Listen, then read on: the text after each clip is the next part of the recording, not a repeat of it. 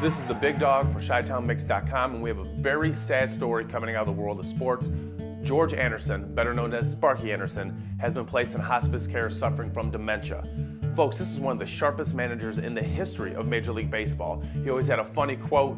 He always had something sharp to say, so the fact that he's suffering from dementia is very, very sad. He was a two-time World Series winner with the Reds, a one-time winner with the Detroit Tigers, and if you win with the Detroit Tigers, you've done something very special. As a matter of fact, in that 1984 season that he won with the Tigers, they started out 35-5, which is the all-time record in the history of baseball. When he was with the Reds, he was known as Captain Hook.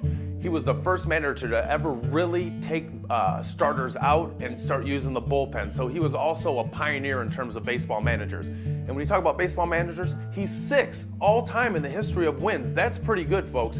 And none of this would have ever happened if it wasn't for Jack Kent Cooke. Yeah, the great Lakers owner, the great Redskins owner. He was the owner of a minor league team, and he's the one who spotted Sparky Anderson's leadership abilities, and he gave him his first managerial job in the minor leagues. He worked his way up, and then by 1970, he was the manager of the Reds, and he turned them into the Big Red Machine. In his first year as manager, he took the Reds to the World Series, which they eventually lost to the Baltimore Orioles and the great Brooks Robinson, who was a vacuum cleaner over at third base.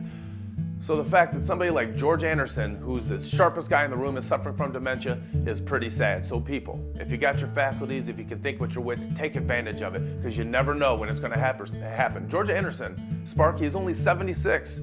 He always seemed like he was old back in the day, but you know what? He's only 76 years old. So take advantage of your smarts while you still have them. ChiTownMix.com. This is Joel Redwanski. Think about Sparky.